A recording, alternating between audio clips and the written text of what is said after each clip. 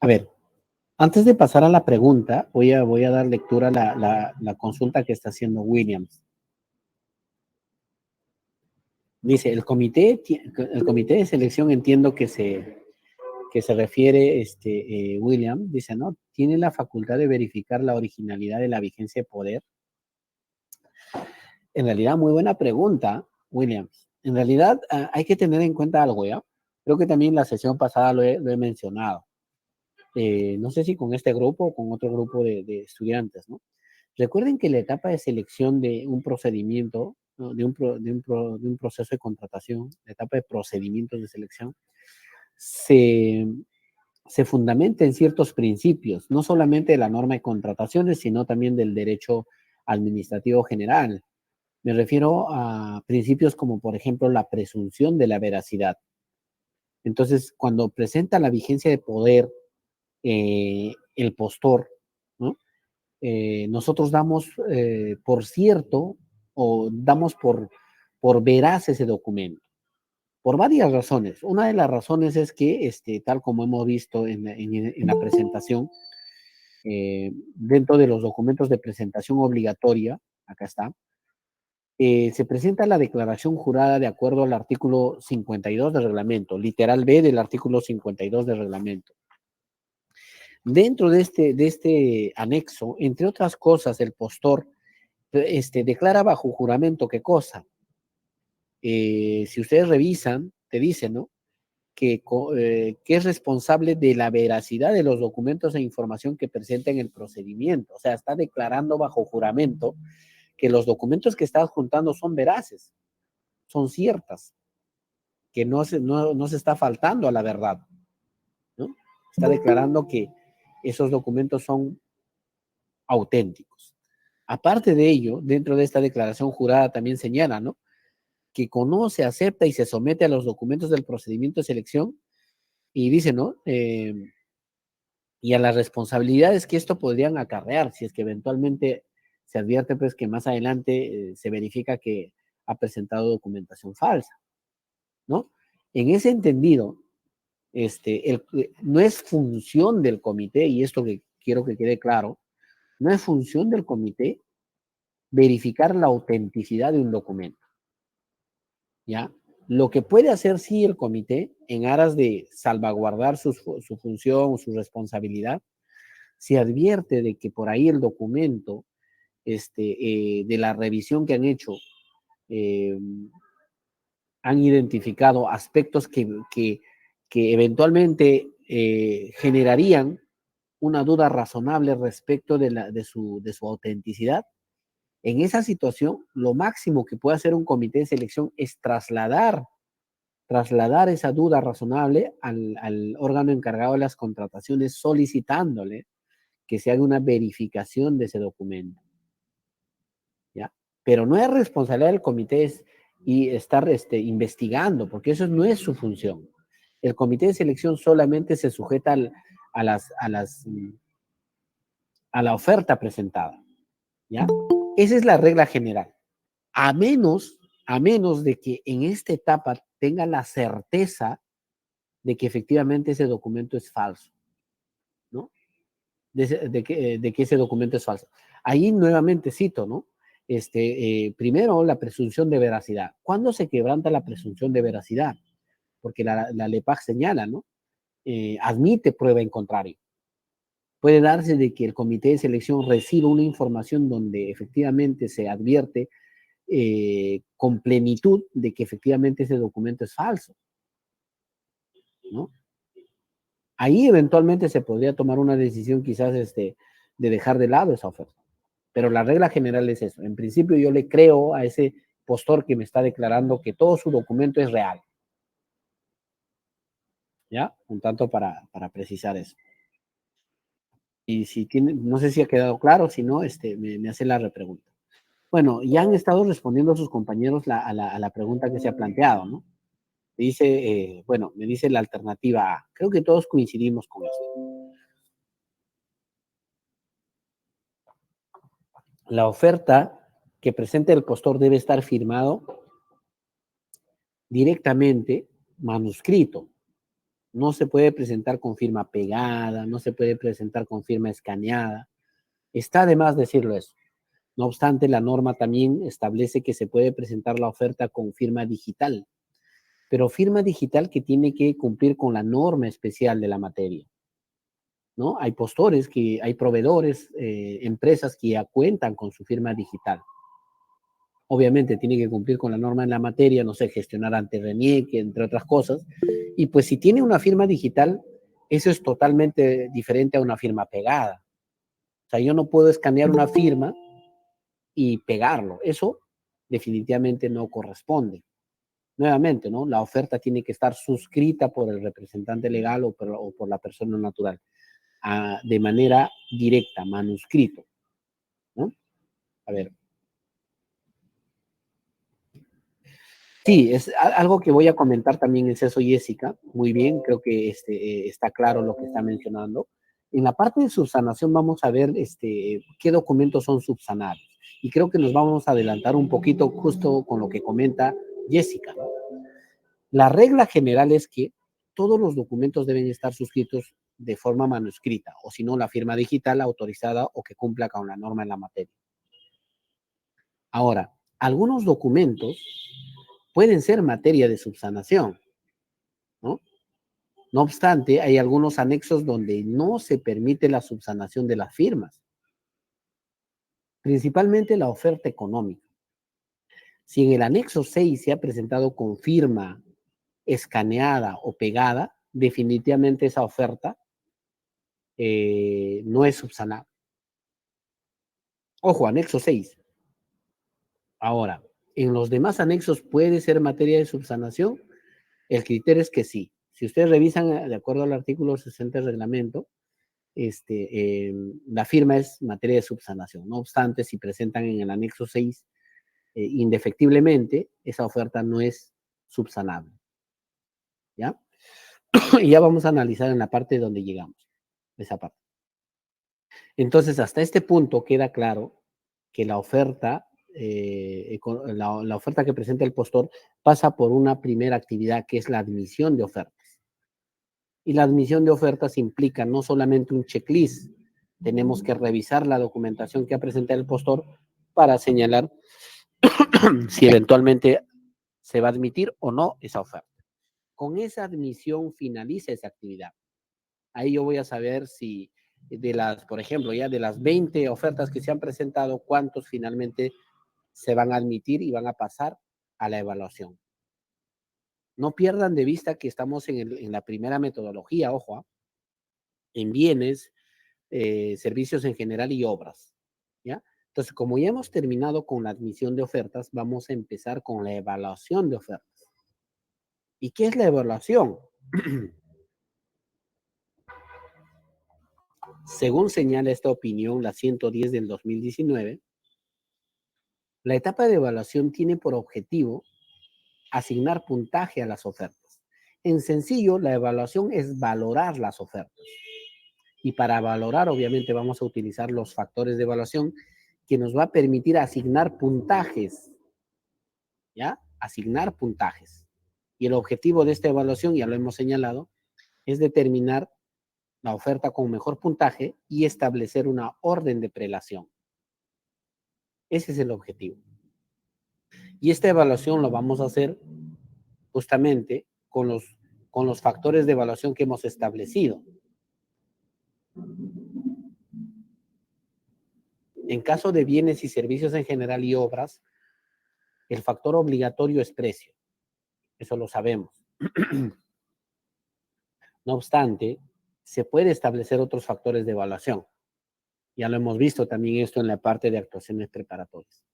Entonces, para poder analizar en qué consiste la evaluación, vamos a tomar en cuenta el factor precio.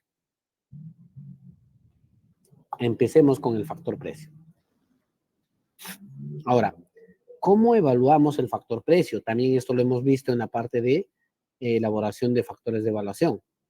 Acá utilizamos una fórmula que ya está establecida en la norma de contrataciones, que es la fórmula de inversamente proporcional. A ver, entonces, de acuerdo a esta fórmula, vamos a asignar el puntaje. Pongamos de ejemplo el siguiente. A ver, tenemos tres postores, postor A, postor B y postor C. Supongamos que ya hemos pasado la etapa de admisión. Han presentado toda la documentación de presentación obligatoria, entre ellas la vigencia de poder. ¿Ya? Los tres han sido admitidas. Ahora, ¿cómo evaluamos? Si solamente es precio, la evaluación se va a realizar en base a 100 puntos. ¿A qué me refiero? La oferta de menor precio, a la oferta de menor precio, se le asigna el máximo puntaje. ¿Ya? ¿Cuál sería de estos tres? A ver, identifiquen quién tiene menor precio, postor A, B o C.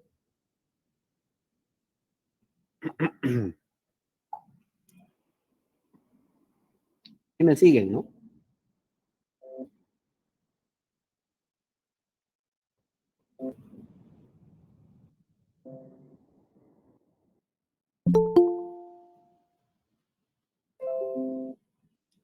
¿Cuál de los postores tiene menor precio?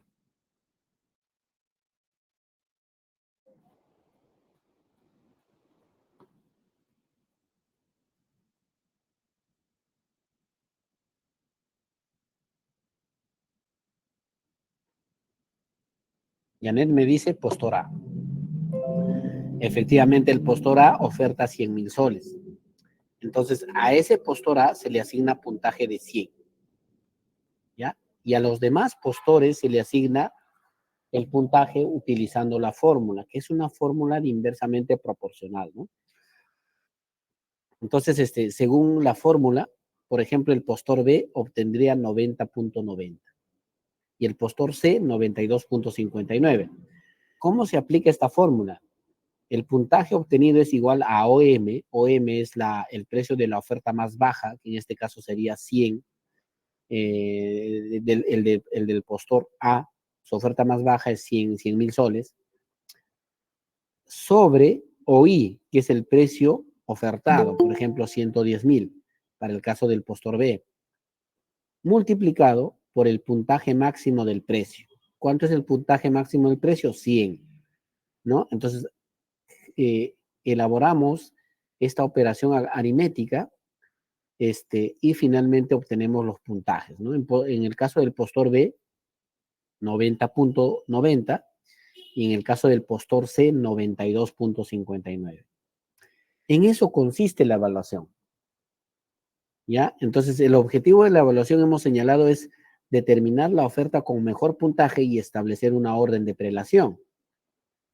Y a través de este ejemplo sencillo, podemos advertir que efectivamente se cumple con ese objetivo. Por ejemplo, el postor A es aquel que ha obtenido el mejor puntaje. Cierto, ya tenemos identificado a este postor A.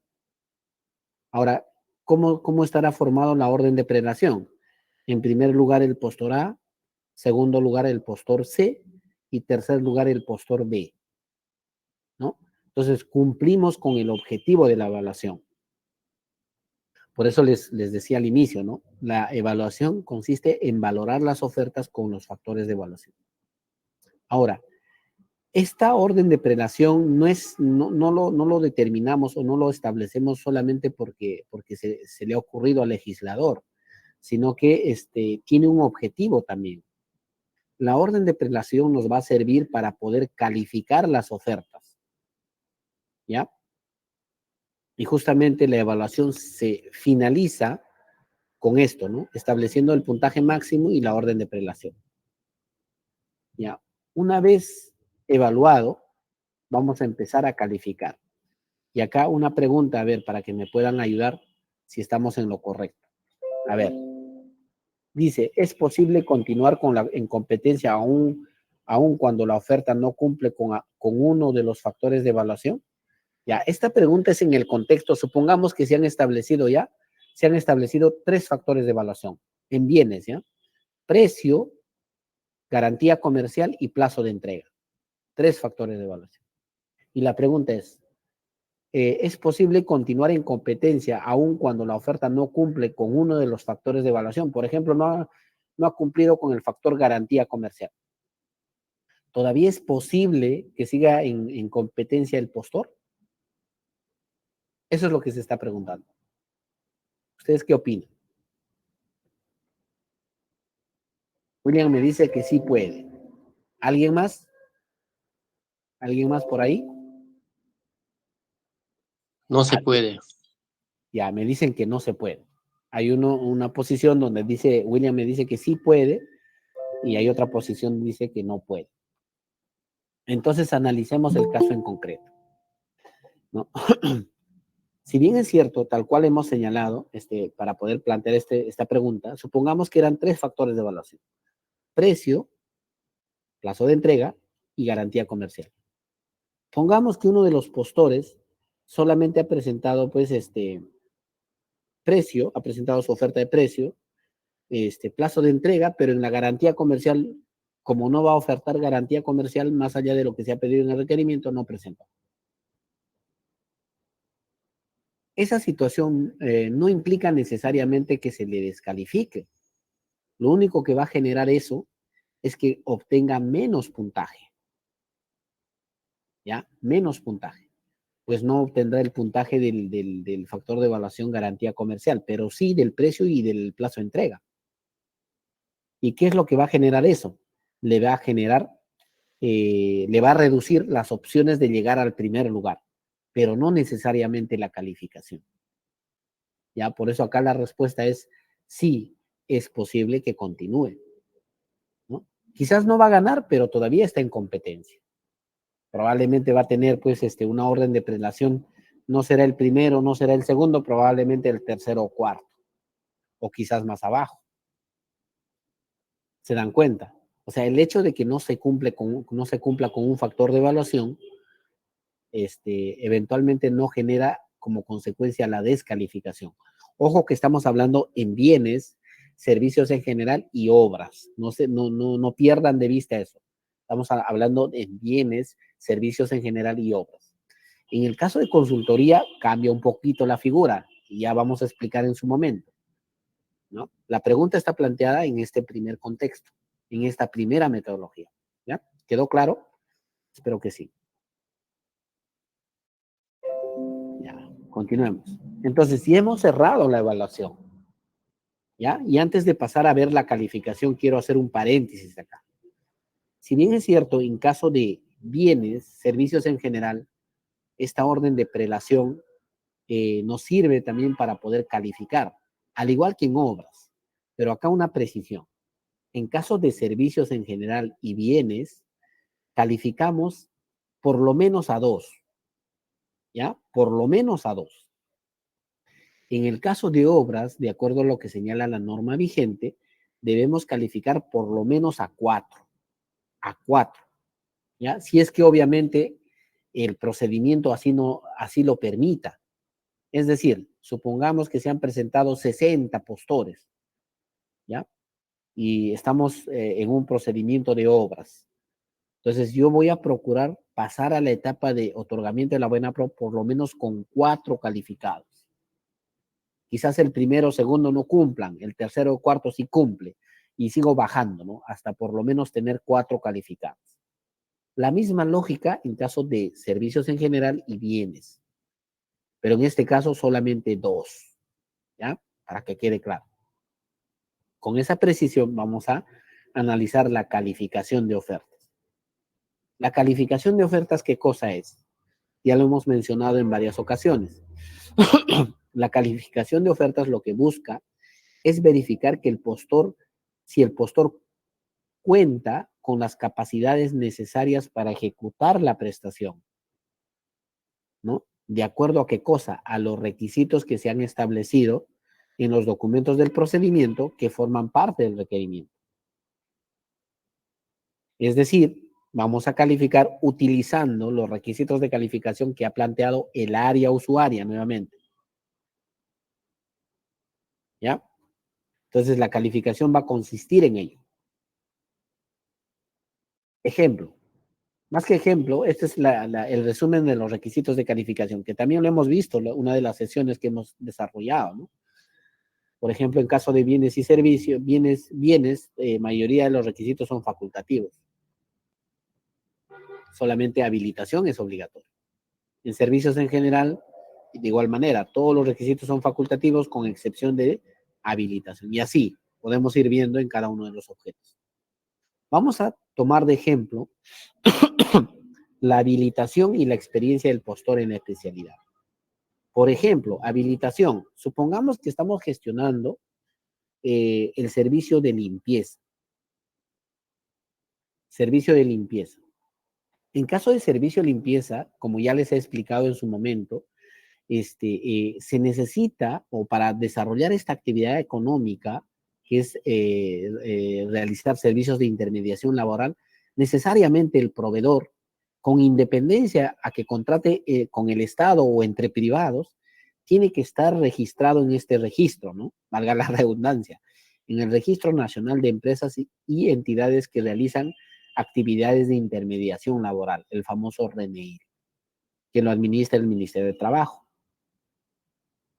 Si, por ejemplo, yo estoy gestionando un servicio que es de naturaleza de intermediación laboral, como por ejemplo limpieza, pues en la etapa de calificación tengo que revisar ese documento de habilitación.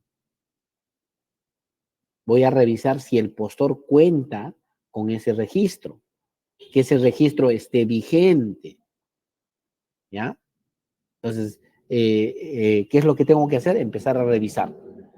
Si es que no tiene, eventualmente va a estar descalificado. Y acá nuevamente entra la figura y les voy a explicar en la parte de subsanación, ¿no? Puede ser que ese documento tenga naturaleza de subsanable, ¿ya? Puede ser que tenga naturaleza de subsanable, y ya lo vamos a ver en la parte de subsanación. Pero en primer momento yo tengo que verificar los requisitos de calificación tal cual señalan las bases. Y muchas veces también se presentan en consorcio, pues, ¿no? Y al presentarse en consorcio, tengo que tomar en cuenta, nuevamente vuelvo a reiterar, lo que precisa o lo que regula la directiva 05-2019-OCE es la CD. ¿Qué es lo que te precisa esta directiva en cuanto al tema de habilitación? Te dice, ¿no?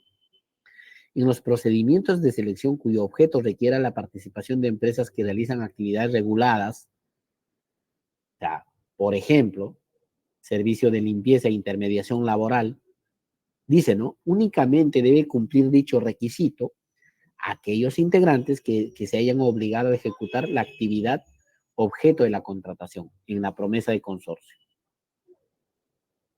Lo aterrizo ya para que me puedan entender. Supongamos que era un servicio de limpieza, se han consorciado 3. De los 3, uno de los consorciados dice, yo voy a aportar al consorcio la gestión administrativa, voy a preparar la oferta y también voy a otorgar la garantía de fiel cumplimiento, ¿ya? Y los otros 2 dicen, en cambio nosotros 2 vamos a comprometernos a ejecutar el servicio, la limpieza, ¿ya? Entonces, ¿qué nos dice esta directiva? Solamente aquellos que se han vinculado a ejecutar la actividad objeto de la contratación, ¿no? Que en este caso son estas 2 empresas, deben cumplir con ese requisito de habilitación, ¿no? Con lo que exige la actividad regular. Es decir, estas 2 empresas sí deben tener su RNI. Pero esta tercera, que solamente se ha comprometido a actividades administrativas, a proporcionar la garantía de fiel cumplimiento, por ejemplo, no tiene la obligación de contar con el registro de intermediación laboral, porque no va a ejecutar la prestación objeto de la contratación. ¿Sí me siguen, no? Me siguen. Entonces, es lo que precisa la directiva 05. Entonces, yo cuando califico tengo que tomar en cuenta ese aspecto, ¿ya? Bueno, la habilitación es uno de los ejemplos, ¿ah? Por ejemplo, en equipo biomédico, en comercialización de equipos biomédicos, ahí también hay habilitación, porque cualquier empresa no puede comercializar equipos biomédicos, tiene que tener su autorización sanitaria. Entonces, al momento de revisar la habilitación, tengo que chequear eso, ¿ya? Otro requisito de calificación que es recurrente es la calificación de la experiencia del postor.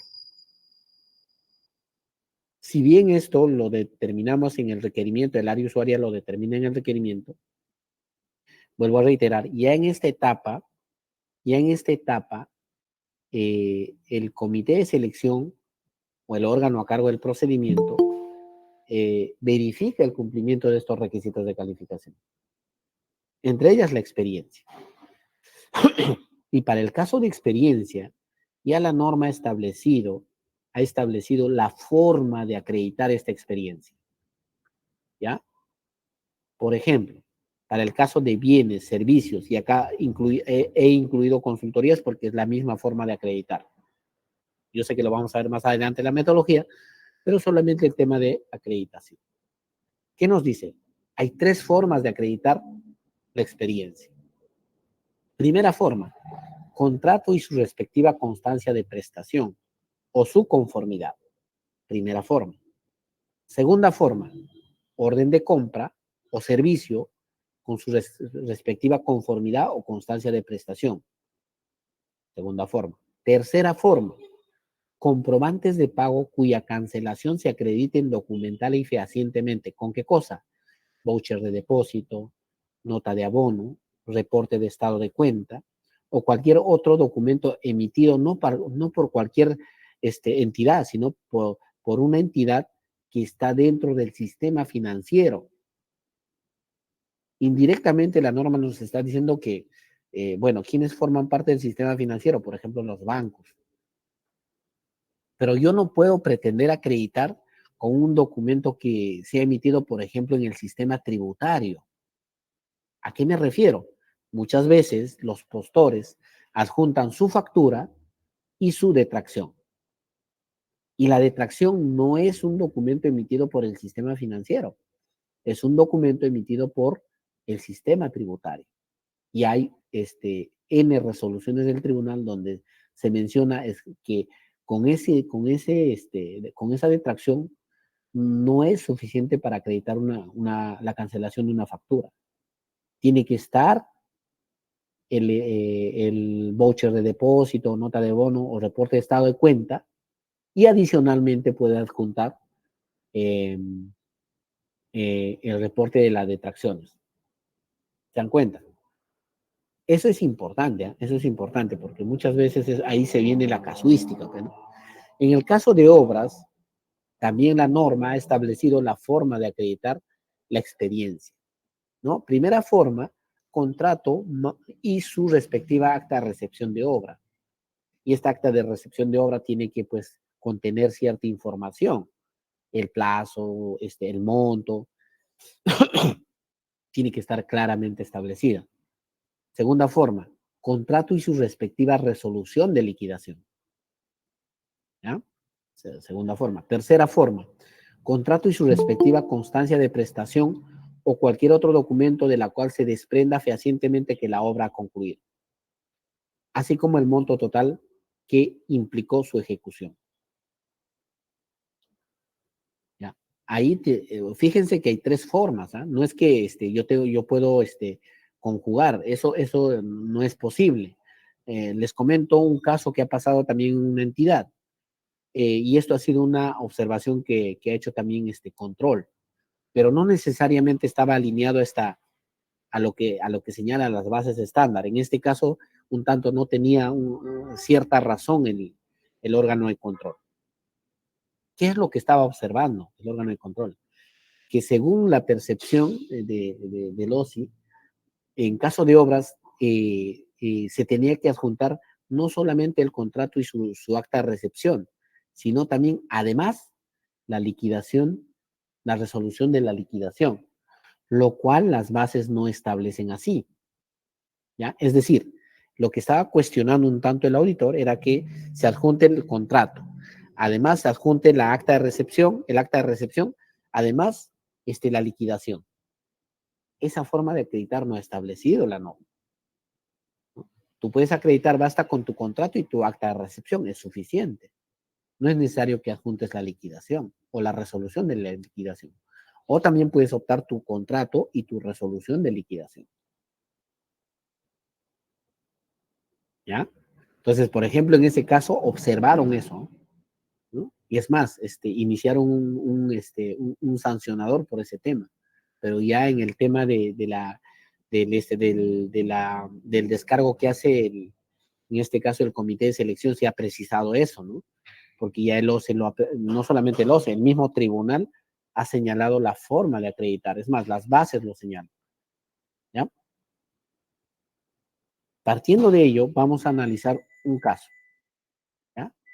Fíjense que esto es un caso de bienes, ¿ya? ¿Cómo finalmente calificamos la experiencia? ¿Ya? Supongamos que el objeto es la adquisición de camionetas 4x4 para las funciones de supervisión y monitoreo de obras en la región Cusco. Y el área usuaria ha establecido el requisito de calificación de experiencia del postor en la especialidad de la siguiente manera: 1.200.000 de experiencia.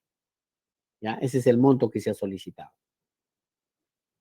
La forma de acreditar ya está establecida, no se ha cambiado nada, es tal cual señala el OCE en, su, en las diferentes, en sus bases estándar, pero también el área usuaria ha definido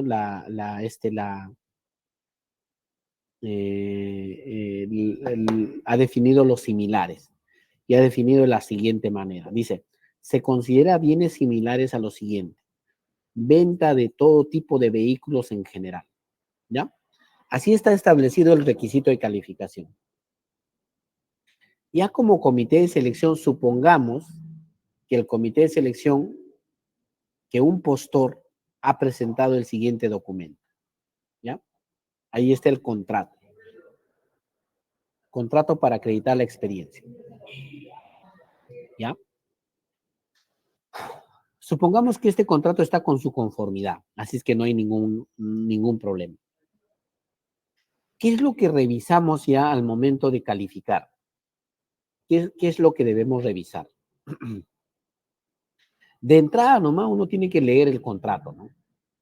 ¿Quién lo ha suscrito? Si es el postor que ha presentado la oferta. Quizás es un contrato que se ha firmado en consorcio y no todo el monto lo vamos a considerar. Entonces, ¿qué es lo que debo revisar? Primero, verificar los documentos que acreditan. Debe estar el contrato más la constancia de prestación o la conformidad. ¿Ya? Primer aspecto a revisar. Segundo, verificar los datos que correspondan al postor. Pues si, por ejemplo, quien está presentando es la empresa Pepito Sac, pues el contrato tiene que estar a nombre de Pepito Sac. No podría estar a nombre de otra empresa. ¿Ya? Y acá también se presenta un montón de casuística, ¿no? Puede ser que el contrato sea obtenido en consorcio. Entonces tengo que verificar si eventualmente es en consorcio y quiénes conforman el consorcio. ¿No? Sí me siguen, ¿no? Por favor, me siguen. Si hay dudas, pero me preguntan, para poder aclarar. ¿Qué más? Pues ya he revisado que los datos del postor y corresponden al contrato. ¿Qué más? Verifica el objeto según la definición de los similares. Acá, acá se vuelve relevante la definición de los similares. Por ejemplo, si ustedes revisan ahí los similares, no se nota muy bien, pero en realidad el contrato se trata de venta de motos, ¿no? Ahí dice motos para dama, motos todoterreno y motos paleras, dice, ¿no? Paleras. Bueno, son tipos de motos, ¿ya? Y este contrato lo ha suscrito, por ejemplo, con la Caja Municipal de Ahorro y Crédito Arequipa, ¿ya? Perfecto hasta ahí, ¿ya? Ahora, pregunta, al momento de verificar el objeto de la contratación, que en este caso es venta de motos, ¿entrará dentro de la definición de los similares que ha establecido el área usuaria? Volvamos a la definición. ¿Qué nos dice como definición de los similares? Venta de todo tipo de vehículos en general. Pregunta, ¿este contrato entrará como similar? ¿Sí o no? Sí me están siguiendo, ¿no? Jessica, sí, Jessica me dice, sí, sí puede. ¿Alguien más? Anímense, sin miedo al éxito, porque son vehículos en general. Muy bien, Jessica. ¿Alguien más? Noemí también sí es similar. Ya. Entonces, nuevamente volvamos a analizar la experiencia del postor en la especialidad. Fíjense, si el área usuaria ha definido, por ejemplo, en este caso, en el caso que estamos analizando, los similares de manera muy general, puede eventualmente estar poniendo en riesgo la contratación. ¿A qué me refiero? Puede ser que esta empresa eh, siempre se ha dedicado a la comercialización de motocicletas. Quizás en toda su experiencia nunca ha comercializado camionetas, pero nosotros ¿qué estamos comprando? Camionetas. Estamos comprando camionetas. Y en este caso, el área usuaria lo ha definido venta de todo tipo de vehículo en general como similar. Pregunta, ¿la bicicleta será un vehículo o no será un vehículo? ¿El scooter será un vehículo o no será un vehículo? ¿Alguien? Por ejemplo, ¿la bicicleta es un vehículo o no?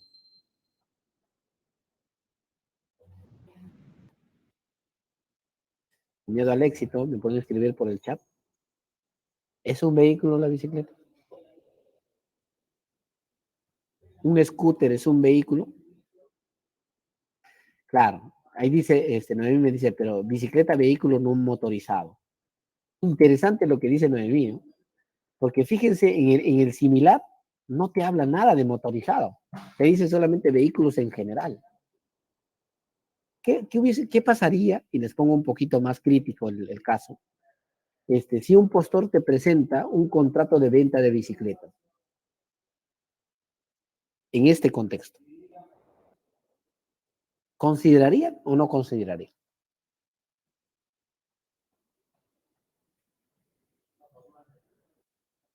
Scooter no, dice bicicleta, vehículo no motorizado. Fíjense que este caso también ha pasado en una entidad, o sea, una entidad X ha estado gestionando la adquisición de vehículos 4x4 y en su definición de similares lo han puesto así general. Y cuando uno va, y acá también mucho depende del área usuaria, ¿no? En realidad, la norma especial sobre vehículos hace una clasificación del vehículo. Como bien dice Noemí, por ejemplo, te habla de vehículos motorizados, te habla de vehículos no motorizados, vehículos menores. Por ejemplo, las bicicletas son vehículos menores. El scooter también es un vehículo menor, si uno empieza a revisar la norma especial. Pero ¿cuál es el tema acá? Que como la definición de los similares está muy general, ya nos empieza a generar complicaciones al momento de calificar. Y vuelvo a reiterar, esto, en la definición de los similares no lo plantea el comité, lo plantea el área usuario. Entonces, al momento de aplicar eso y ya empezar a calificar, suele pasar lo que estamos viendo ahora. Te viene un contrato donde dice, por ejemplo, venta de bicicletas, o como en este caso, venta de motos. Una moto sí es un vehículo automotor, pero tú no estás comprando motos, estás comprando camionetas. Con esto no estoy diciendo que vas a poner como similar, pues, solamente camionetas o vehículos, ¿no? Pero sí yo puedo eventualmente definir de mejor manera, ¿no? Puede ser un vehículo 4x4, 4x2 o ya, similares, pues, ¿no? Pues, nuevamente reitero, ¿no? La experiencia lo que busca, cuando una entidad pide experiencia, lo que busca es asegurarse de que ese proveedor en anteriores contrataciones o anterior a este procedimiento de selección ha gestionado ese tipo de contrataciones, ha comercializado ese tipo de productos y tiene la experiencia para que me pueda abastecer de manera adecuada este bien. Ese es el objetivo, ¿ya? Entonces, en este caso, por ejemplo, si es que me presenta un contrato de motos, pues ahí no hay forma de no pasarlo. Tengo que pasarlo. Pero ¿qué está pasando? Estoy poniendo en riesgo de que una empresa que toda la vida se ha dedicado a la venta de solamente motos, pues gana tu procedimiento y te vende vehículos. ¿Ya? ¿Qué más reviso? Verificar el importe de la contratación en el contrato y la conformidad. Importante. Veo mi contrato y veo mi conformidad, ¿no? Por lo general, el monto coincide. Hay casos donde no. Puede ser que el monto sea mayor. Puede ser que el monto sea mayor. En muchos casos implica, ustedes saben que en la práctica, un contrato no es pues se firma por 20 y se termina por 20, no. En la ejecución del contrato puede darse muchas situaciones que pueden ameritar la modificación de este. Quizás la aprobación de un adicional, quizás la aprobación de una ampliación de plazo, que el contrato inicial, pues ha sido variado, quizás ha incrementado el monto, producto de un adicional, ¿no? Entonces, por eso es que tengo que verificar el importe del contrato conjuntamente con la conformidad. Ahora, ¿qué más? Verificar si la contratación se encuentra dentro del rango de años a la presentación de ofertas. En caso de bienes y servicios, ese rango es de 8 años a la presentación de ofertas. Por ejemplo, si hablamos ¿no? De un contrato que se ha suscrito, supongamos, eh, el, el 2010, cuya conformidad se ha otorgado el 2012. ¿Ya? A la fecha, del 2012 a la fecha son 11 años. 11 años. Ya no estaría dentro de los 8 años. Por tanto, ya no corresponde. Pues. Ya no se puede considerar ese contrato. Creo que no sé si con ustedes o con otro grupo, también les comentaba un caso que ha pasado en otra entidad donde han aceptado un contrato, una entidad, un comité aceptó un contrato de obra, solamente, bueno, faltaba 4 días, ¿no? Pero estaba fuera del plazo. Entonces tengo que revisar esto también. Determinar el importe de facturación que acredita. Y acá es importante ver, pues, si se trata de un contrato que el postor ha obtenido de manera independiente o quizás ha obtenido de manera consorciada. Si es una experiencia que ha obtenido en consorcio, de acuerdo a lo que dice la Directiva 05, aparte de presentar el contrato y su conformidad o constancia de prestación, o la factura y su cancelación, tiene que adjuntarme, o bien la promesa de consorcio o bien el contrato de consorcio, el contrato privado de consorcio, donde el comité pueda verificar cuál es su porcentaje de participación. Porque si ha ganado experiencia en consorcio, no todo ese monto le corresponde a ese postor. Probablemente solamente una parte. Supongamos que solamente, bueno, es un contrato de 1.000.000 de soles y su porcentaje de participación era 30%. Pues solamente el 30% tendré que sumar como experiencia. ¿Ya? Hasta ahí todo claro, ¿no? A ver, voy a ver, no sé si hay preguntas. No hay preguntas.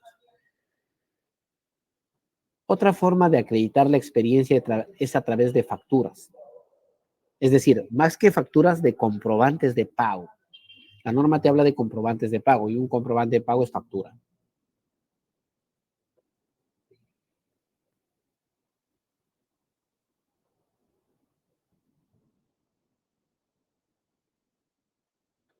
Entonces, ¿qué es lo que usualmente adjuntan los postores?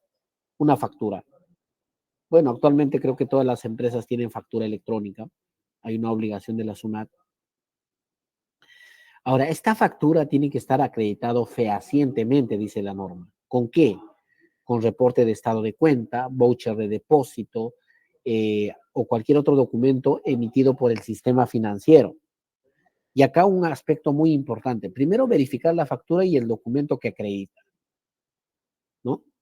Si me está presentando, por ejemplo, una factura, pues el estado de cuenta también tiene que reflejar el mismo monto.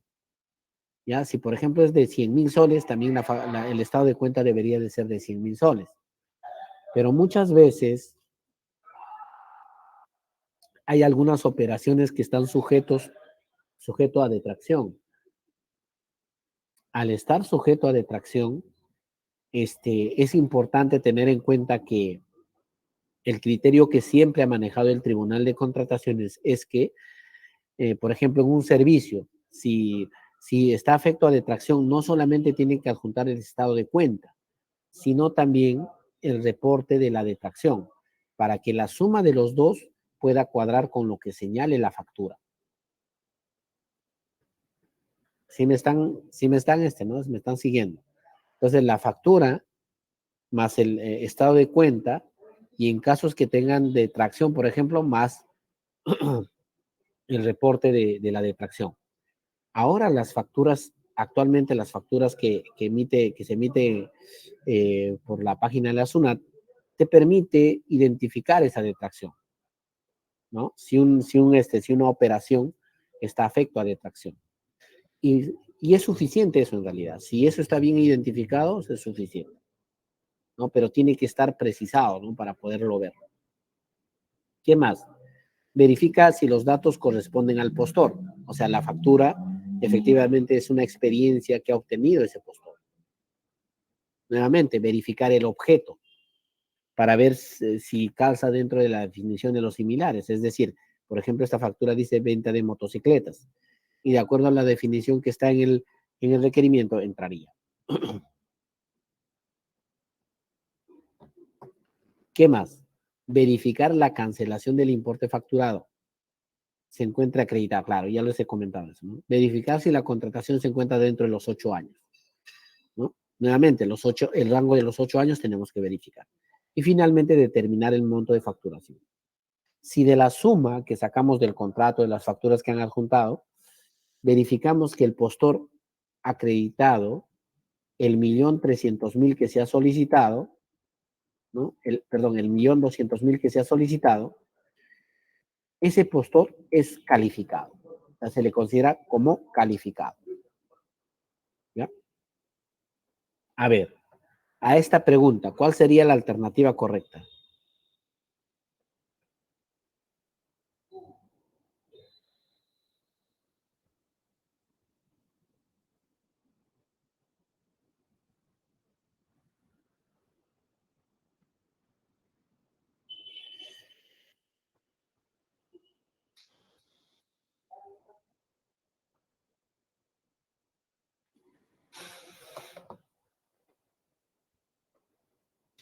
¿Me siguen? Estamos en sala 38. William me dice la C, Noemí me dice la C, Tania también me dice la C. Muy bien, muchas gracias por su participación. Y esta pregunta nos va a permitir aclarar algunas cosas. Y hemos visto la forma de acreditar, por ejemplo, en este caso se trata de servicios, ¿no? Si yo voy a presentar contrato, tengo que adjuntar su conformidad o constancia de prestación. No puedo adjuntar contrato y la factura. Eso no es válido. O viceversa, ¿no? Factura y constancia de prestación tampoco es válido. Tampoco es válido. La forma correcta de acreditar es orden de servicio y su respectiva conformidad o constancia de prestación. Y si voy a adjuntar un contrato, también con su conformidad o constancia de prestación. O si voy a adjuntar factura o comprobante de pago, con su cancelación. Esa es la forma correcta de acreditar. Hago esta precisión porque, al menos en mi experiencia, he visto que muchas veces los postores se equivocan en esto. Adjuntan un contrato y sus facturas. Así coincidan, eso no acredita la experiencia. Tiene que sujetarse a lo que señala las bases estándar. ¿Ya? Muy bien. Hasta este punto creo que ha quedado claro. Entonces, Una vez que hemos calificado ya a los postores, en caso de bienes, servicios en general y obras, supongamos que el primero y el segundo cumplen, y en caso de obras el primero, segundo, tercero y cuarto cumplen, ya con eso pasamos a otorgar la buena pro, ¿ya? En caso de bienes y servicios en general, otorgaremos al primer lugar la buena pro. El segundo que está calificado nos va a servir por ahí cuando ya estamos perfeccionando el contrato, quizás ese primer lugar no llega a perfeccionar, para eso nos va a servir, para finalmente llamar a este segundo si en caso no perfecciona el primero. Lo mismo en el caso de obras. Estos 4 nos va a servir para poder ir llamando. No firma el primero, llamo al segundo y así. ¿Ya? Entonces, ahora, también precisarles de que si bien en la etapa de, en esta etapa de evaluación y calificación, en caso de obras calificamos la oferta, algunos requisitos de calificación se califican, valga la redundancia, ya en la etapa de perfeccionamiento del contrato. En obras, en esta etapa solamente calificamos la experiencia del postor. Ya en la etapa de perfeccionamiento del contrato calificamos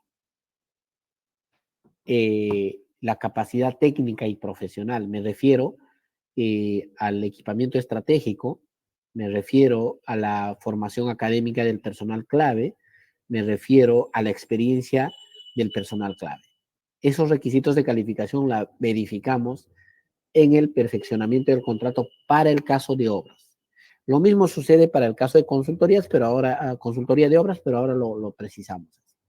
Entonces ya hemos cerrado con el caso de bienes, servicios en general y obras. Ahora vamos a ver cómo se desarrolla la evaluación en caso de consultorías. Y acá también tiene sus particularidades. En caso de consultoría, como ya les había comentado, la metodología se mantiene de la norma anterior. ¿Ya? Empezamos con una admisión que es lo mismo que hemos desarrollado. Verificación de documentación de presentación obligatoria, las declaraciones juradas, la vigencia de poder, promesa de consorcios, en caso sea consorcio. Entonces, la admisión consiste en ello, en verificar la documentación de presentación obligatoria, y aquellos que cumplen finalmente son admitidos, ¿no? Nuevamente reitero, la admisión no es una etapa, es una actividad que forma parte de una etapa. Y en caso de consultorías forma parte de la calificación, porque en lo que hemos visto anteriormente formaba parte de la evaluación, en este caso parte de la calificación. Admitimos las ofertas y empezamos a calificar. La calificación es lo mismo que hemos desarrollado, ¿ya? La verificación de los requisitos de calificación. ¿Qué requisitos de calificación son obligatorios? Ya hemos visto en el cuadro, ¿no? Por ejemplo, experiencia del personal clave, obligatorio, ¿no? Obligatorio. Formación académica del personal clave, obligatorio. ¿Puedo incluir experiencia del postor? Puedo incluir experiencia del postor. Entonces, yo empiezo a calificar en caso de consultorías, empiezo a calificar, verificar los requisitos de calificación. Basta, no cumple, tal cual hemos señalado, descalificado. La calificación solamente tiene 2 consecuencias. Califica, descalifica. Nada más. ¿Ya? Supongamos que han calificado. ¿Ya? Todos han calificado. Ahorita vamos a ver un ejemplo más. Empezamos con la evaluación. ¿Ya? Y acá quiero precisar antes de pasar al caso práctico algunas cositas. Para poder evaluar, ojo, para poder evaluar en consultorías, la norma establece de que se realiza en 2 momentos. Una evaluación técnica sobre la base de 100 puntos y una evaluación económica sobre la base también de 100 puntos. ¿Ya? Y cuando yo ya determino el puntaje técnico más el puntaje económico, la norma me señala de que debo determinar un puntaje total. Y el puntaje total, ustedes están viendo en esta parte, no sé si el puntero se ve, esta es la fórmula para determinar el puntaje total. El puntaje total es igual al coeficiente 1 por el puntaje técnico más el coeficiente 2 por el puntaje 2, por el puntaje económico. ¿A qué se refiere este coeficiente? El coeficiente lo determina el comité de selección. No obstante, ya las reglas están establecidas en la norma. De acuerdo a lo que señala la norma, el mayor peso tiene la evaluación técnica. ¿Ya? Por eso es que el coeficiente 1 oscila entre 0.80 y 0.90. ¿Ya? En ese rango, el comité define cuánto peso le va a dar al puntaje técnico. En cambio, el puntaje económico tiene un peso menor, está entre 0.10 y 0.20. ¿Ya? Pero siempre la suma de estos deben dar el 100%, es decir 1. ¿Ya? ¿Por qué se da esta ponderación? Porque como estamos contratando consultoría, nos interesa más el aspecto técnico. Y en el aspecto técnico, obviamente, vamos a garantizar, entre otras cosas, la experiencia del consultor, la experiencia del postor del consultor y también una metodología. Recuerden los factores, ¿no? Por eso es que tiene mayor peso la evaluación técnica. ¿Ya? Y antes de pasar a ver cómo funciona esto, otro aspecto importante. Para que un postor, en caso de consultorías, clasifique a la evaluación económica, tiene que obtener como mínimo 80 puntos en la técnica. Si no obtiene 80 puntos en la técnica, no clasifica a la evaluación económica. Y se queda ahí, descalificado. Por eso les decía que cuando les hice la pregunta si producto del incumplimiento de un factor de evaluación puede o no puede continuar, en caso de bienes, servicios y obras, sí puede continuar. Pero en el caso de consultoría, si no acredita algún factor de evaluación y eso implica de que obtenga menos puntaje a los 80 que exige la norma, ¿no? Eso sí genera como consecuencia su descalificación. Queda ahí. ¿Ya? Precisado ello, vamos a pasar a ver el tema de la evaluación. ¿Ya? No sé si acá hay algún ejemplo. A ver, un momentito. Acá está. Estos dos temas ya lo hemos visto en el planteamiento del requerimiento, ¿no? Creo que les he explicado, perdón, en el planteamiento de los factores de evaluación, en qué consiste la metodología propuesta, también les he comentado sobre la resolución del tribunal, esta resolución aclara cómo se debe formular la metodología propuesta. Vamos a lo práctico. Supongamos que son 3 postores, A, B y C, nuevamente. Los 3 han sido admitidos, pero en la calificación supongamos que 2 nomás han calificado, el tercero ha sido descalificado. ¿Ya? ¿Cómo finalmente evalúo? Hay una evaluación técnica y hay una evaluación económica. La evaluación técnica se realiza con los 2 factores de evaluación que hemos analizado en la parte de formulación de factores de evaluación. Vamos a poner de ejemplo, por decir, la metodología propuesta. La metodología propuesta es un factor de evaluación que asigna puntaje a la metodología que plantea el postor. Para ello, obviamente, las pautas tienen que estar claramente definidas, tal como les puse de ejemplo en una de las sesiones anteriores. ¿Ya? Entonces, sobre la base de este factor de evaluación vamos a asignar puntajes. No pierdan de vista que la evaluación tiene 2 objetivos: establecer la oferta con mejor puntaje y establecer una orden de prelación. Ese es el objetivo de la evaluación. Supongamos que el postor A ha obtenido 90 puntos en la técnica. Supongamos que el postor B ha obtenido 80 puntos en la técnica, ¿no? No obstante, el postor A ha ofertado un monto de 1.000.000 de soles y el postor B ha ofertado un monto de 800.000 soles. Hasta ahí todo bien, ¿no? Para yo evaluar la parte económica, nuevamente voy a utilizar esta fórmula. A la oferta que tiene menor precio, asigno el puntaje más alto. Por ejemplo, en estos dos, el postor A y B, el que tiene mejor precio es el postor B, que tiene 800,000 soles. A ese le asigno 100 puntos. ¿Ya? A ese le asigno 100 puntos. Y al postor A le asigno el puntaje utilizando esta fórmula. Esta fórmula, que en este caso sería 80 puntos. Si ustedes aplican la fórmula, les sale 80 puntos. Entonces ya tengo el puntaje técnico y el puntaje económico. ¿Qué corresponde? Determinar el puntaje total.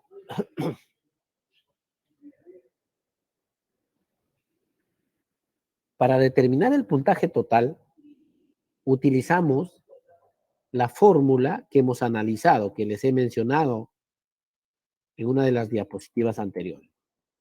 Es este, ¿no? Puntaje total es igual a coeficiente 1 por puntaje técnico más coeficiente 2 por puntaje económico. Entonces, supongamos que para el técnico esto ya debe estar establecido en las bases. Se le ha dado un peso del 80% y al económico el 20%. Entonces, lo que hago es multiplicar al puntaje técnico por su factor, al puntaje económico por su factor. Fíjense en el caso del postor A. El postor A va a obtener 0.80 por 90 puntos, que es el técnico, más 0.20 por los 80 puntos que ha obtenido en el económico. De una operación aritmética sencilla, el puntaje que obtiene es 88 puntos. En el caso del B, de igual manera. Puntaje técnico por 0.80, puntaje económico por 0.20. De una operación aritmética nos determinamos 84 puntos. ¿Ya? Y fíjense, ¿eh? El postor que ha ofertado menor precio no necesariamente ha obtenido el mejor puntaje, sino el postor que ha obtenido mejor puntaje en la técnica. ¿Por qué sucede esto? Por la ponderación. En consultoría, el mayor peso tiene la evaluación técnica, el puntaje técnico, a diferencia del puntaje económico. ¿Ya? Sí me siguen, ¿no? Entonces, nuevamente, el objetivo de la evaluación es determinar la oferta con mejor puntaje. En este caso, ¿cuál sería? El postor A. También nos permite establecer una orden de prelación. Acá sería en primer lugar A, segundo lugar B.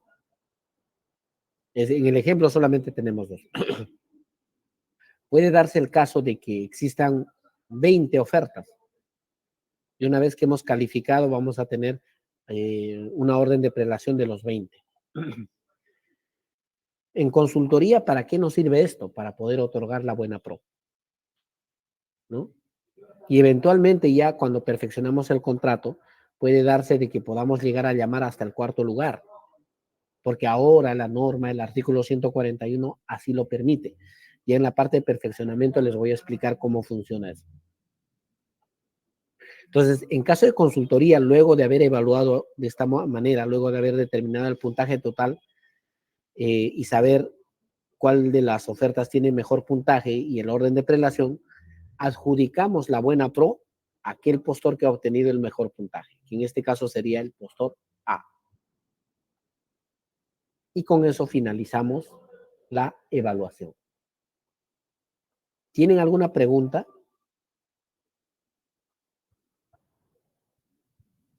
¿Tienen alguna pregunta?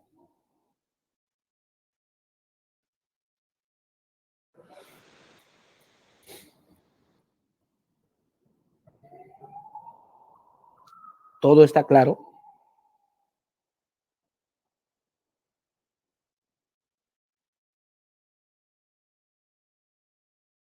Entiendo que sí. Espero que sí también, ¿no? Si es que no, por favor, con toda confianza, me vuelven a preguntar. A ver, a esta pregunta, ¿es posible continuar en competencia aun cuando la oferta no cumple con uno de los requisitos de calificación? ¿Se puede continuar en carrera si no cumplo con un requisito de calificación?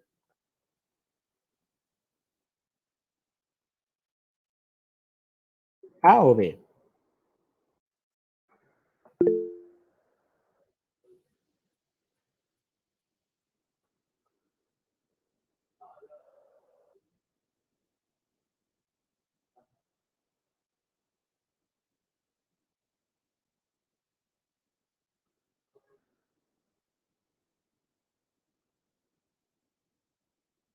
¿Alguien?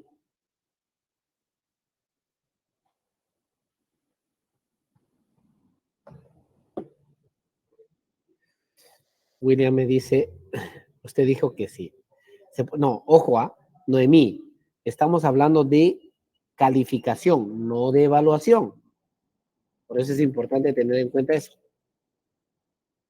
Calificación. Calificación tiene dos consecuencias nomás. Califica, descalifica. Evaluación es otra cosa, es asignación de puntaje.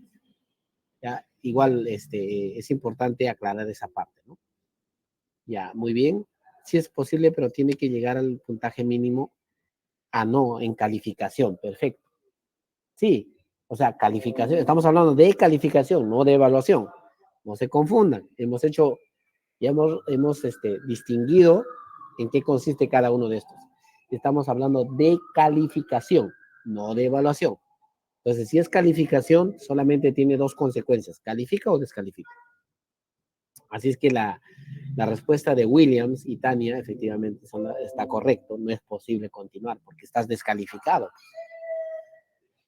Muy bien, entonces ya hemos entendido un poquito más sobre ese tema. Si tienen dudas, con toda la confianza del mundo me pueden preguntar. Vamos a pasar a otro tema importante que se da justamente en estas dos etapas, en la evaluación y calificación y también en la actividad de subsanación, perdón, en la actividad de admisión de ofertas. ¿A qué me refiero? A una figura que se llama la subsanación de ofertas. Esta figura de subsanación de ofertas en realidad es una figura jurídica que se sustenta en el principio de eficiencia y eficacia. ¿A qué me refiero? De hecho, dentro de un procedimiento de selección lo que buscamos es una competencia efectiva, ¿no? Y obviamente esto requiere de que los postores, pues en lo posible, o sea, como comité, como entidad, tenemos que fomentar en lo posible la competencia efectiva. Entonces, muchas veces en la oferta se presentan deficiencias, aspectos que no alteran el contenido esencial de la oferta. Tema de un error material, por ejemplo. Y no por ese error material, eventualmente el comité de selección va a dejar de lado una oferta, sino que su decisión tiene que estar fundamentada en el principio de eficiencia y eficacia. Es decir, tomar una decisión buscando cumplir el objetivo, la finalidad de la contratación, antes que el mero cumplimiento de formalidades o formalidades no esenciales, ¿no? Que lo único que pueden hacer es limitar la competencia de un procedimiento de selección. En ese entendido, el artículo 60 del reglamento nos señala lo siguiente, ¿no? ¿No? Cuando se advierte errores materiales o formales en los documentos que presenta el postor, eventualmente esta puede ser materia de subsanación, siempre que no altere el contenido esencial de la oferta. Así nos precisa el artículo 60 del reglamento. Siempre que no altere el contenido esencial de la oferta. Y uno cuando analiza este artículo dice, no, oye, pero ¿a qué se refiere con contenido esencial? ¿Cuándo es esencial? ¿Cuándo no es esencial? Y honestamente les diré, todos los que somos comité de selección en algún momento nos ponemos a analizar eso, ¿no? Porque por veces dice, oye, ¿esto es subsanable o no es subsanable? Entonces, esta opinión, la 122 del 2020, nos da ciertas luces sobre a qué se refiere, por ejemplo, con error material o formal, ¿no? Y me parece interesante porque al menos nos da, nos da una herramienta a través del cual uno puede sustentar mejor su decisión. Recuerden que el comité de selección toma decisiones. Entonces, mis decisiones tienen que estar fundamentadas en alguna base legal. Y esta opinión, obviamente, nos ayuda bastante, ¿no? Y nos da ciertas luces de a qué se refiere con error material o formal, que no sea sustancial finalmente para la decisión del comité, ¿no? Nos dice, al respecto, dice, ¿no? Cabe anotar que si bien la mencionada normativa se refiere a la norma de contrataciones, dice, ha definido que debe entenderse por error, no ha definido que debe entenderse por error material o formal, y esta opinión dice, no. No obstante, puede considerarse que el error material, fíjense lo que dice, ¿eh? El error material es aquel atribuible no a la manifestación de voluntad o razonamiento contenido en el acto. Es decir, no ha sido intención del postor establecer ese error o haber consignado de esa manera, sino dice, sino al soporte material que lo contiene. Ese es un error material. Por ejemplo, pues o sea, al momento de registrar su número de RUC, pues se equivocó y consignó uno de los dígitos de manera incorrecta. ¿Era intencional eso? En realidad no, ¿no? En ese entendido va el error material. Ahora, el error formal, dice, es aquello referido precisamente a las formalidades que no inciden en el contenido esencial o el alcance de la oferta. La norma establece ciertas formalidades para presentar la oferta. Por ejemplo, que la oferta tiene que estar foliada. La foliación es una formalidad, por supuesto, es una formalidad. Pero ¿qué pasa si el postor ha presentado su oferta sin foliar? ¿Solamente por eso lo voy a descalificar o no voy a admitir su oferta? Otro ejemplo. También la norma exige que en su oferta el postor adjunte un índice. ¿Qué pasa si no adjunta un índice? No ha adjuntado el índice. Por esa situación voy a dejar de lado esa oferta, es decir, no voy a admitirlo. Entonces, por eso es que este artículo dice, ¿no? Siempre que no altere el contenido esencial de la oferta. O sea, siempre que no incide en el fondo de la oferta. Partiendo de este concepto, no sé si me están partiendo de este concepto, vamos a analizar cuáles son los supuestos en la que la norma permite subsanar las ofertas. ¿Ya? Si bien la norma, bueno, antes la norma no precisaba, al menos ahora, hay ciertos supuestos donde ya uno está tiene casi claro qué es lo que eventualmente son subsanables, ¿no? Y esto está establecido en el artículo 60, numeral 2. Te dice, ¿no? Son subsanables, entre otros, los siguientes errores materiales o formales. Por ejemplo, la omisión de determinada información en formatos o declaraciones juradas. ¿Qué pasa si en el anexo 1 me olvidé poner mi número de RUC? Eso es materia de subsanación. ¿Ya? Pero ahí este primer supuesto te dice, ¿no? Distinta al plazo parcial o total, ¿no? Y al precio u oferta económica.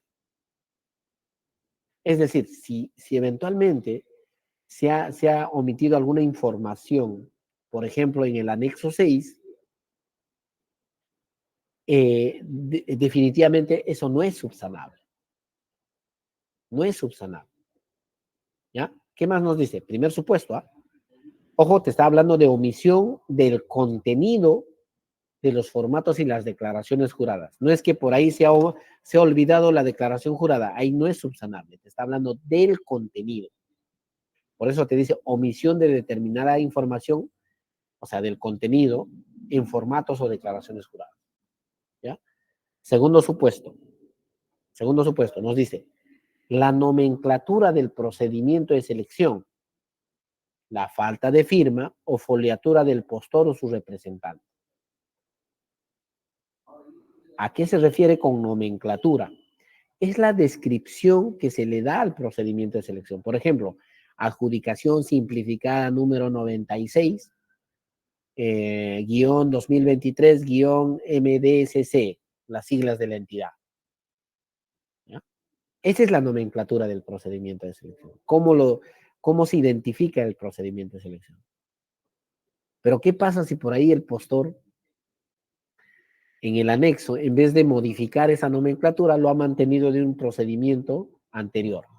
En vez de poner adjudicación simplificada 96, lo ha puesto 69, por ejemplo.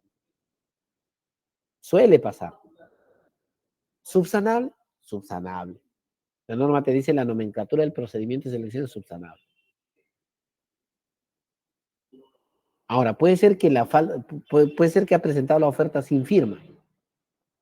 También es subsanable salvo la oferta económica. La oferta económica tiene que estar firmada y con firma manuscrita o con firma digital, pero que cumpla con la norma especial de la materia. Pero nunca con firma pegada o escaneada, porque basta que la oferta económica esté con firma pegada o escaneada, esa oferta prácticamente está no admitida.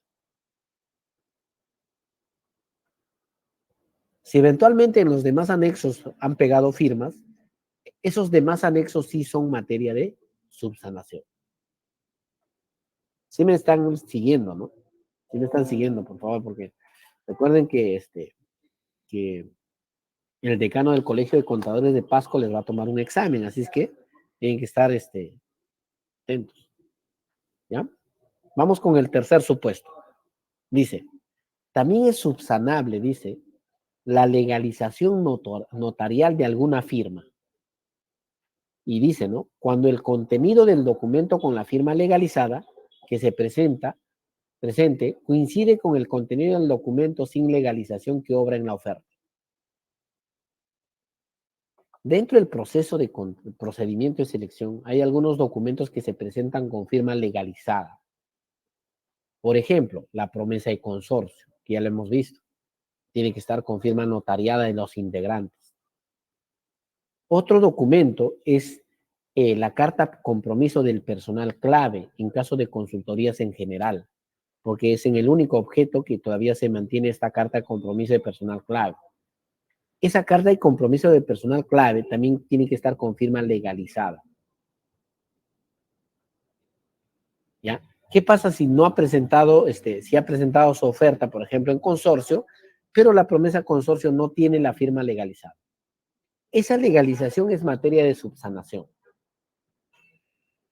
Es decir, el comité de selección, a efectos de generar competencia en el procedimiento de selección, puede otorgarle el plazo para que subsane. El caso que les puse de ejemplo, les decía que una de mis especialistas en otra entidad había calificado, bueno, había revisado, había admitido una oferta, pero la promesa de consorcio solamente contenía 2 firmas legalizadas cuando eran 3 consorciados. ¿Qué es lo que debió de hacer? No debió de admitirlo. Lo que debió de hacer es otorgarle el plazo para que subsane. Otorgarle el plazo para que subsane. Eso debió de hacer. Y como ya les había comentado, al momento de perfeccionar se dan cuenta y genera la nulidad. La nulidad, como en algún momento también lo he comentado, es una figura jurídica que permite sanear los vicios. Entonces, ¿qué es lo que genera? Retrotraer a la etapa donde se ha generado ese vicio para poder corregirlo. Entonces, se retrotrajo hasta la etapa de evaluación, porque eso se dio en la admisión, y se le dio el plazo para que subsane.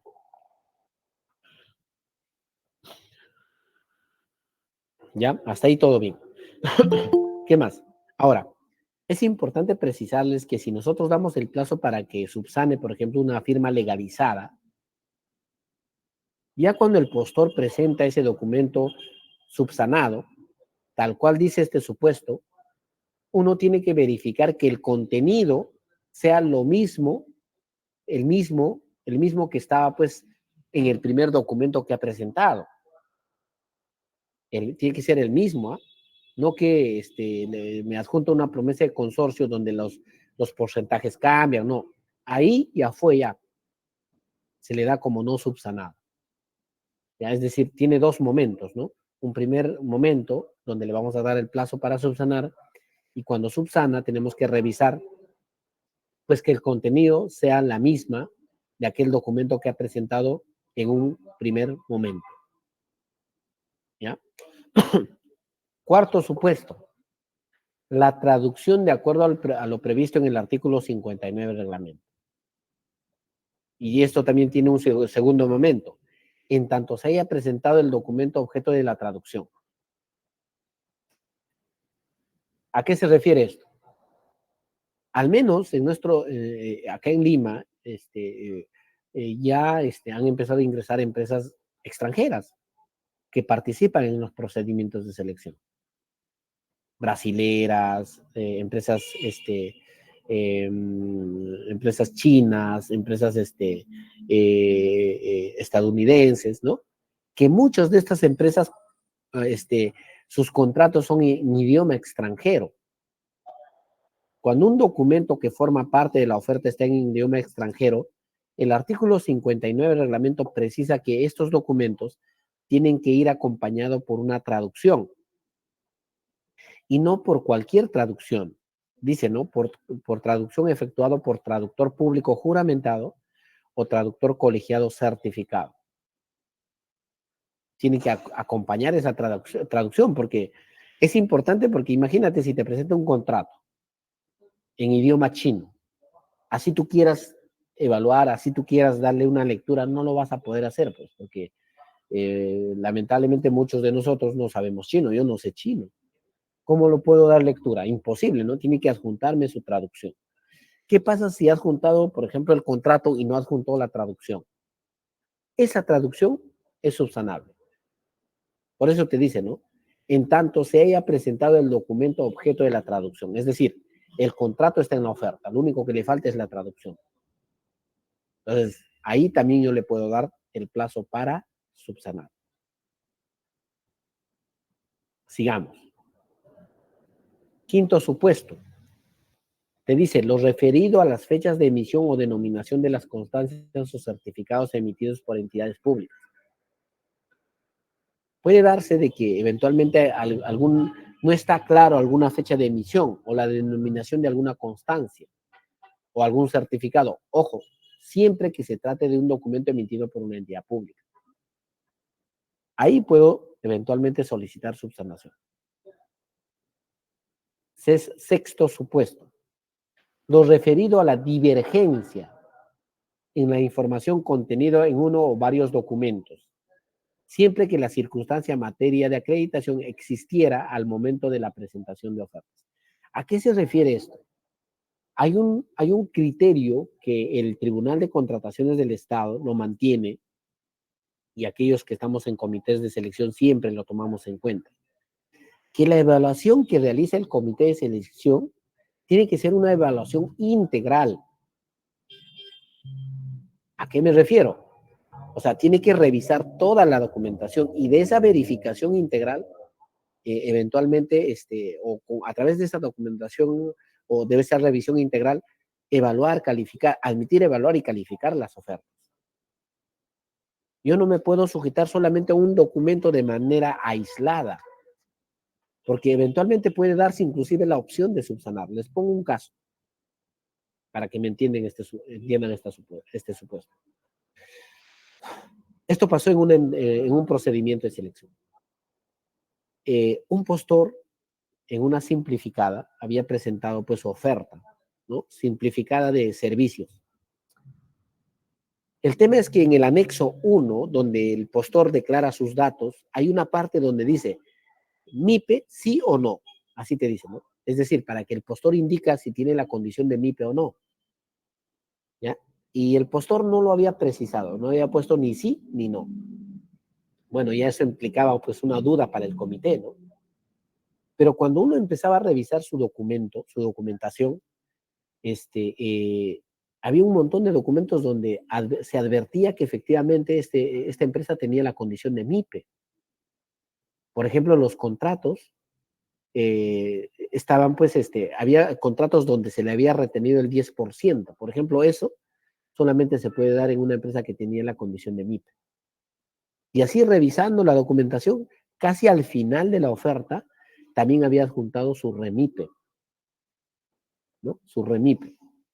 Uno podía revisar, hacer un análisis integral y claramente era MIPE, ¿no? Pero no lo había declarado en los datos del postor, en el anexo 1.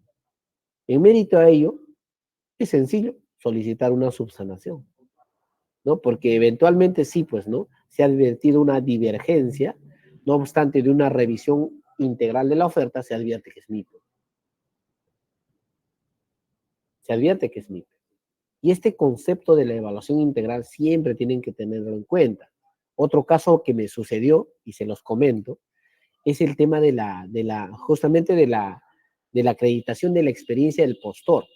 Este ha sido un procedimiento de selección donde se presentaron varios postores. ¿Cuál era el tema? Hubo un postor que presentó su oferta que constaba más de 1.800 folios. Ya había juntado más de 1.800 folios. ¿Y cuál era la parte voluminosa? Era la parte de la acreditación de la experiencia. ¿Qué había hecho? El postor había adjuntado facturas, ¿no? Facturas para acreditar su experiencia, ¿no? Y lo que había hecho es, por cada contratación había adjuntado por lo menos 50, 60 facturas. Obviamente estaba identificado cada contratación. Entonces uno empezaba a revisar al inicio y solamente estaban las facturas, no había estado de cuenta, voucher de depósito, ¿no? Y como eran más de 1.000 folios, y obviamente el comité pues empezó a revisar y decía, oye, este postor no ha adjuntado nada de cancelación. Ya el comité estaba a punto de tomar su decisión. Y por si acaso, uno de los miembros del comité dice, a ver, hay que revisar una revisión general de todas maneras. ¿Qué había hecho el postor? Quizás seguramente por el apuro, lo que había hecho era imprimir todo su estado de cuenta, ¿no? De los últimos 5 años, 4 años. Y había impreso todo el estado de cuenta. Y había un montón ¿no? De estado de cuenta casi al final de la oferta, ¿no? Y uno empezaba a revisar, tenía que cotejar entre la factura y el estado de cuenta. Todo un trabajo, ¿ya? Pero ¿a qué voy con esto? Ojo que la evaluación es integral. Yo no me puedo solamente quedar en la factura y ya no veo más. No, tengo que revisar todo. Revisar de manera integral la oferta, ¿ya? Muy bien, vamos con el siguiente supuesto. Los dos últimos supuestos de subsanación nos hablan respecto de errores u omisiones en el contenido de los documentos o también la no presentación de documentos. ¿A qué se refiere esto? La norma, el literal H de este 60.2, es el único supuesto donde nos da la opción de subsanar la omisión de un documento. Es el único supuesto, ¿ya? Es decir, me olvidé el documento, allá puedo subsanar, pero para ello la norma ha establecido tres aspectos que tenemos que verificar. Dos antes de otorgar la subsanación y uno posterior a la subsanación, ¿ya? O sea, no cualquier documento puede ser materia de subsanación cuando se trata de una omisión. ¿Qué nos dice? ¿No? La no presentación de un documento es subsanable cuando se trata de un documento emitido por una entidad pública o una privada en ejercicio de función pública, ¿ya? Primer aspecto a revisar. Ahora, ¿cuándo un privado ejerce función pública? El ejemplo clásico es el tema de las universidades, ¿no? Las universidades privadas emiten el grado académico de bachiller o el título profesional a nombre de la nación. Ahí las universidades privadas están ejerciendo función pública, ¿ya? ¿Se dan cuenta? Entonces, cuando se trata de ese tipo de documentos emitido por una entidad pública o una privada en función pública, eventualmente es subsanable la no presentación, es decir, la omisión. Pero no solamente eso tenemos que verificar, sino también dos aspectos. Por eso es que este artículo está precisado en el numeral 3 del artículo 60, ¿no? ¿Qué nos dice? Son subsanables los supuestos previstos en el literal G y H, entre ellas la subsanación, siempre que tales documentos, primero, hayan sido emitidos con anterioridad a la fecha establecida para la presentación de ofertas. Es decir, aparte de verificar que se trate de un documento emitido por una entidad pública o privada en función pública, tiene que ser un documento que se ha obtenido con anterioridad a la presentación de ofertas. Este segundo elemento, ¿en qué momento lo vamos a verificar? Ya cuando subsana el postor. ¿Ya? Hay un tercer elemento que nos dice que esos documentos son subsanables siempre que se traten de qué cosas: autorizaciones, permisos, títulos, constancias, certificados y o documentos que acrediten estar inscrito o integrar un registro legal. Es decir, no cualquier documento, sino tiene que tratarse de un documento que está dentro de un registro legal. Por ejemplo, dentro de este supuesto ingresa las vigencias de poder, por ejemplo, el RENEIL que les comentaba. El RENEIL, por ejemplo, si uno analiza, es emitido por una entidad pública, que es el Ministerio de Trabajo. ¿Está dentro de un registro legal? Por supuesto que sí. Ese registro legal lo administra, en este caso, el Ministerio de Trabajo. Y obviamente el tercer elemento tenemos que verificar luego de que ha subsanado, ¿no? Puede darse de que lo ha obtenido antes de la presentación de ofertas, por tanto se le da como subsanado. ¿Ya? Entonces, estos son los supuestos de subsanación de una oferta. ¿Ya? Estos son los supuestos de subsanación de oferta. Vuelvo a reiterar, la idea es que pues el comité de selección en lo posible propicie la competencia. Ahora les voy a hablar así brevemente nada más cuál es el procedimiento para subsanar.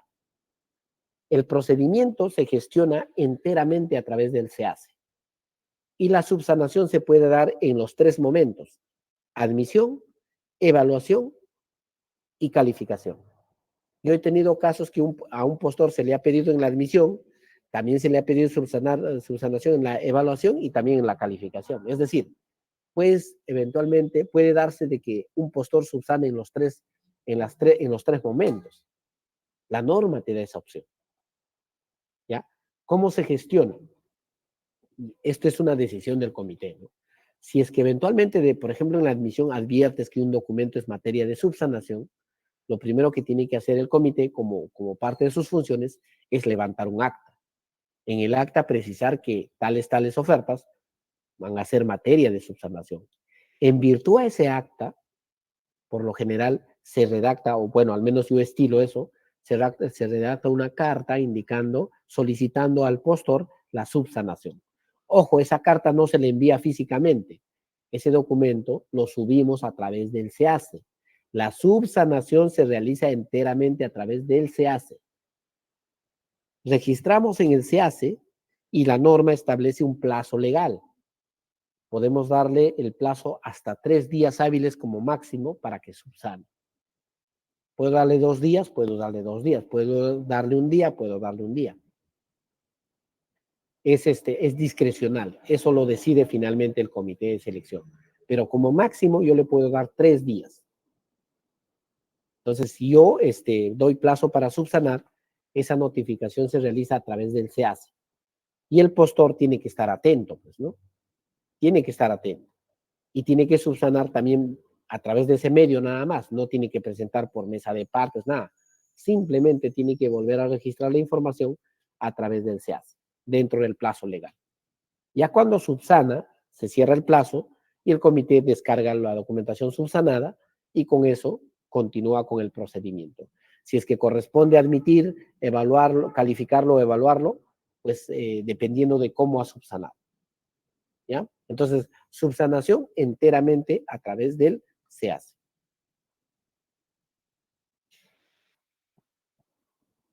Vamos a entrar al tema de rechazo de ofertas. Creo que en el chat de lo que estamos gestionando, alguien preguntó el tema de los materiales. En realidad, como estos temas son bastante extensos y sí me gustaría que se entienda a profundidad estos temas, por ejemplo, este material todavía no lo estamos terminando porque nos falta a rechazo de ofertas. No obstante, para la siguiente sesión voy a ya enviarles el otro material, pero hay que terminar esta parte de rechazo de ofertas, ¿ya? Porque de acuerdo a la malla tenemos que también cerrar todo lo que involucra evaluación y calificación. No sé si tienen alguna pregunta, he tratado de ser lo más explícito posible. Si tienen dudas, este es el momento.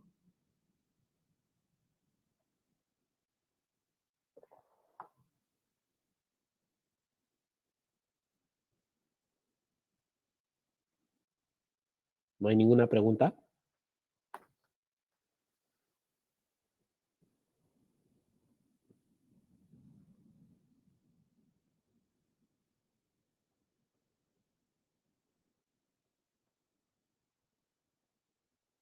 Me dice que hay que enviar el link de la asistencia.